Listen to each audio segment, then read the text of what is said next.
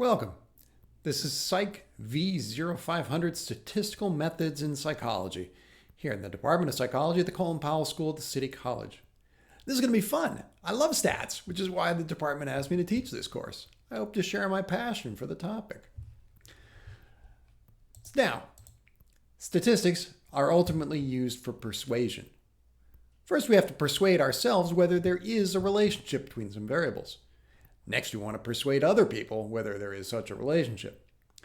Sometimes statistical theory can be quite platonic, insisting there's some ideal coefficient out there, a relationship which can be discussed.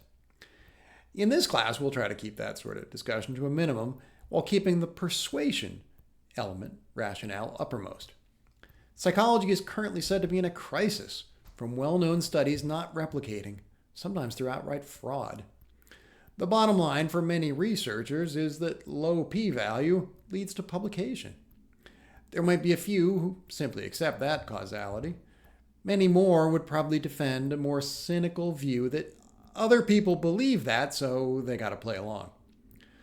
We'll talk about some of the rationale for why that view became so common over the past century of scientific research. But, sometimes people's views of research reminds me of Bitcoin mining. In both, somebody starts with a bunch of numbers, processes them through some series of computations.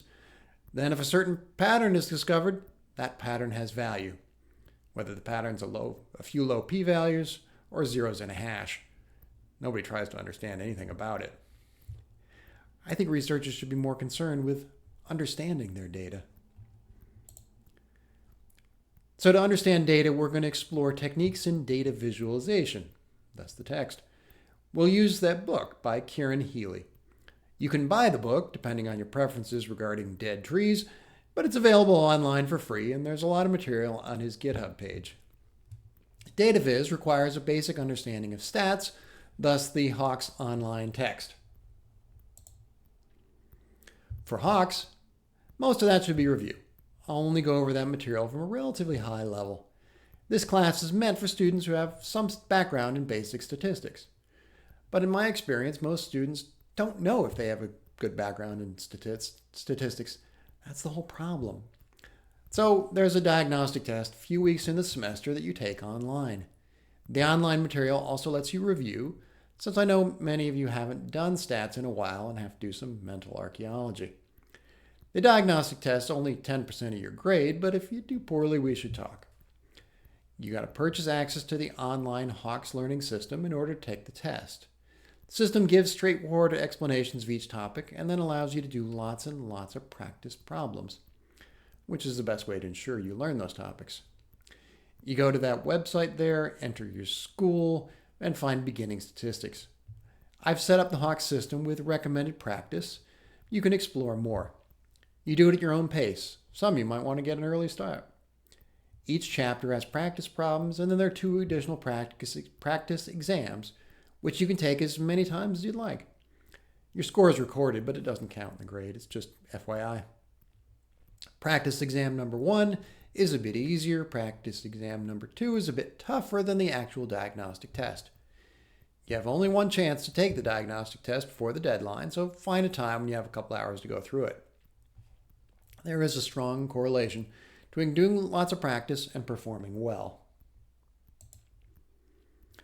In this class, we're going to be using a computer program called R, and we're going to use R Studio, which sits on top of R. The DataViz text gives some help on that too. One of the very first things you got to do is install these bad boys. So how do you do that? You go to that link I just put up there and you follow the instructions. Step 1, download and install R. Step 2, download and install R Studio Desktop. I can't give exact instructions since this depends on your operating system and computer setup. I happen to be using a Windows machine. You might have an Apple or some variety of Linux, so the instructions are going to be variable for each person. I'd love to give you step-by-step details, but I can't. So pause here and try it. You can contact me if you're having trouble. I'm happy to get on Zoom and help you through step by step. But I think most of you know how to install a program, or in this case, 2 separate programs, R and R Studio. Once those are installed, you only need to open up R Studio, and that will automatically open R. When you run RStudio, you'll have 4 different panes, and the one we're concerned with is the one where I've drawn that big green arrow down at the bottom. That's a biggie. The other panes are going to be useful in a little bit, but not right at the very start. So here we are in RStudio. I got it running myself so we can see what's going on here. I've opened up a fresh file, and we're looking at that bottom left pane. If you go to the web page that accompanies this, I give a few basic commands you might step through and execute. I will show you up here. Let's see, I got to find that pane on my screen. All right, there we are. So it's going to first create X as a list of numbers from 1 to 50. Do some little complicated mathematics to that. Create a data frame of X and Y. Now do a linear model. It'll tell you something about that linear model. Hey, see, you just did a regression. Great, awesome. Do a lowest model. Plot a picture. See, there behind my big fat head. Create some lines. Show a linear line.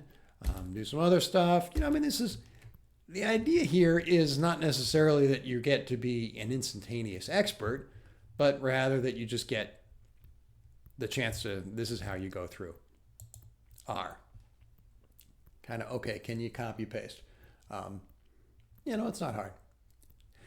Now, generally, let's see, go swap the screen again. All right, so generally we're not going to use fictional made-up data. I mean, for the beginning, maybe that's fine, but the next step is to actually get some real interesting data about actual people. So we go to the class page and I provide some data. It's called the Behavioral Risk Factor Surveillance System, BRFSS. Now, again, downloading could be a bit of a pain because the details depend on your particular setup and operating system. The data is going to be zipped up, so you have to first unzip before you use it. It's probably going to get thumped down in your downloads folder, which is probably not the place you want to leave it. R is going to look for the data in a particular folder, and you sometimes have, I don't know why my mouth's just stopped working, but you somehow have to get your directory structure matched up. You put the data where R is going to be looking for the data. You have to understand a little bit about the directory structure of your operating system and where your folders are. You got to find your own balance. Perhaps when you're just starting off, you don't make it too hard. But on the other hand, you're going to be using this for a little while. So there may be a good opportunity to make sure to do it right. In 3 weeks, you don't want to be looking back like, why did I do that crappy when I could have done it so much better? You know, and you got to go redo it. It's kind of an investment. But nevertheless, everybody's computer is a little different. So when you load up R, it's going to be looking for files in a particular directory. Minor note, directory and folder, different words for the same concept, just different operating systems have different terms. Folder, directory, whatever you want to call it, it's a place where this data is going to be located. R is looking for it in one place.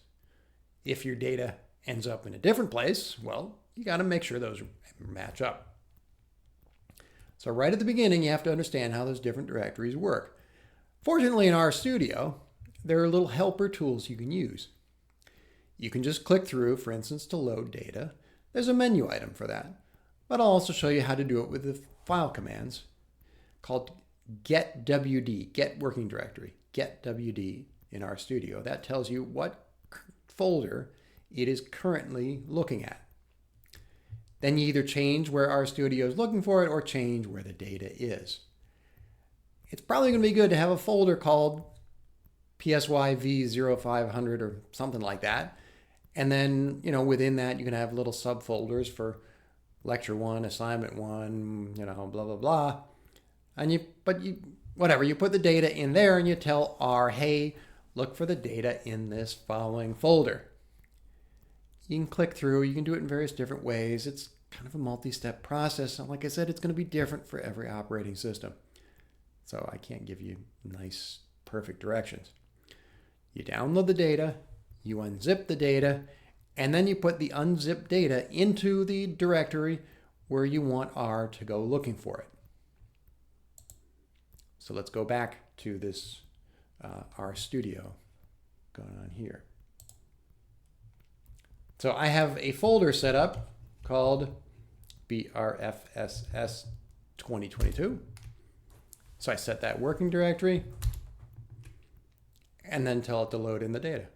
And you can see up there, BRFSS22, that's the name of the data there in the global environment, the top right-hand pane. 67 variables with 445,132 observations. So, it's a pretty good sized data set. It's collected by CDC, who put it together, and they made it publicly available. I've cut it down significantly to make it a bit easier to use it. It has data on lots of medical issues, but I've tried to narrow it down to a few that may be more interesting for the class. Now, early on, I want you to pause and think about some questions. You should be already considering research ideas. Now, of course, you probably won't have anything really clear at this early, but so for now, just indulge your curiosity. Ask, I wonder why. What does this data look like? Well, let's start. First off, just take a look at first 10 rows of the first 6 variables just to get an idea. I apologize, the names are all caps. It's like an email from grandma. It wasn't my choice. That was the people who maintain the data. Anyway, each row represents answers from a person. First person is somebody from Alabama, metropolitan county, urban county, in a county containing the central city, married, no children. Next row, non-metropolitan county, outside the MSA. It's also widowed in that case. There are tons of different variables. You could go through all 445,132 observations and read through all of their responses. But no, life is short. We want some kind of summary.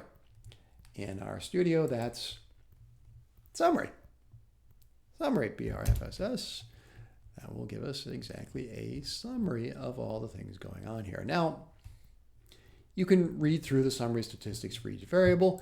Some have rather cryptic names. You can often figure them out in the responses. PRIMINSR,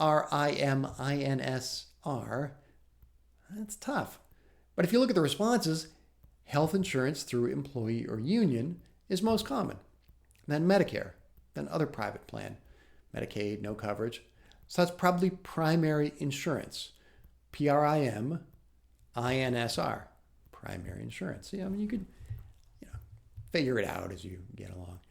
So there's data on state of residence, if metro urban area, number of kids in the household, marital status, education, are they veteran, their race, Hispanic identity, age, whether they rent or own their home, how they're employed, their income, if they have food stamps, if they're short of food, if they have a caregiver, if their sex at birth, their current gender identity, sexuality, general health, days in last month when their physical health was not good, days in last month when mental health was not good, general satisfaction with life, if they get emotional support, if they're socially isolated, if they're often anxious, what kind of insurance they have, if they get routine checkups, if they got shots against flu, COVID, if they had COVID or long COVID, whether they exercise, how much sleep they get, height, weight, BMI, if they smoke, including vape, if they use alcohol, marijuana, if they have firearms in the household, confusion or memory loss. There's even a segment where a subset are asked about adverse childhood experiences, including if someone in the household was alcoholic, drug abuser, in prison, if the parents were split, if the parents hit children, if they swear at the kids, sexually abused. There's a lot in here. So we will talk more about this in class. Hopefully you're going to find something in this data that's interesting, because one of the early things we're going to do in class is take a look a little bit more deeply.